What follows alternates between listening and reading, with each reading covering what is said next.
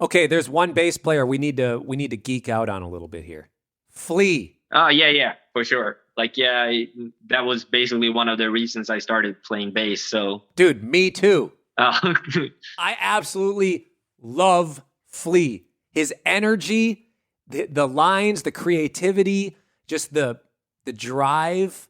What are your top 3 favorite Flea bass lines?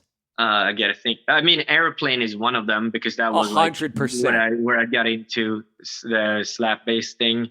And there's like one song of Blood Sugar Sex Magic called Major Slinky and B Major or something B major. like that. Yeah.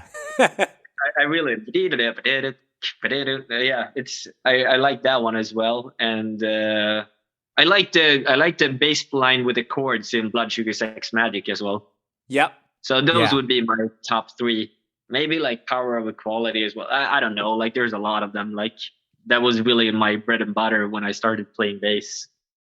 But it was a funny thing. Like I did this like school thing in Ireland with a bass player called Federico Malaman from Italy, and Joe Dart played there as well. And we like the 3 of us went talking backstage, and like all of us like started playing bass because of Flea, and it was like, oh yeah, I started because of him. Yeah, me too. Yeah, me too. And it was just like, oh really? I had no idea. I think like a lot of people our age like kind of like got started playing bass because of him. Like I think it's pretty common.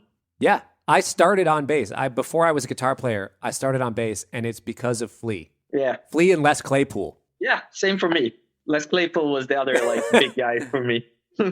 Yeah, I remember when I first heard the Aeroplane bass line, I just freaked out. And then the only time I freaked out more about that song is when I heard a radio edit and they edited out the bass solo. I was so upset. I was so upset. The video is like also like it's half the bass solo or something. Like, yeah, the bass solo has been cut for time. Like, come on. It like builds in such a perfect boom boom boom boom. It's so great. That one, another one off of that, just because I got to keep geeking on Flea. Walkabout is another great bass line. That one is one where I really learned how to play that kind of minor 2-5 thing, like the C minor to F7, like having different lines, and how he kind of, he plays basically the same line, but with minor variations in it. Yeah. That one's a great one. Aeroplane, all of Blood Sugar Sex Magic for me. Like, Under the Bridge is such interesting bass playing for a ballad. Yeah. Yeah, it was very interesting. And then like riff-based bass lines, like on Suck My Kiss. Yeah, I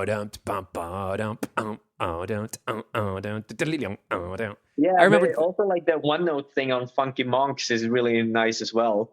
Yeah, dude, that whole album to me that's in my top 5 favorite albums of all time. Blood Sugar Sex Magic. Mine was like I got into them because of 100 Minutes, so I'm like the only Peppers fan that has like that album was my favorite. It's still like probably like my top like most influential album ever, and a lot of people don't like that album, but it was really like that album was the one I listened to the most. And then I heard like I had Blood Sugar Sex Magic and got into it later on, and then Mother's Milk and like the earlier stuff after that. But I really don't know what it was, but I really like the 1 Minute album. I love that album too. A lot of people hate on it. Yeah. I mean, I think to this day, like if I'm making my Red Hot Chili Peppers playlist, I'm going to put on Aeroplane, Walkabout, My Friends.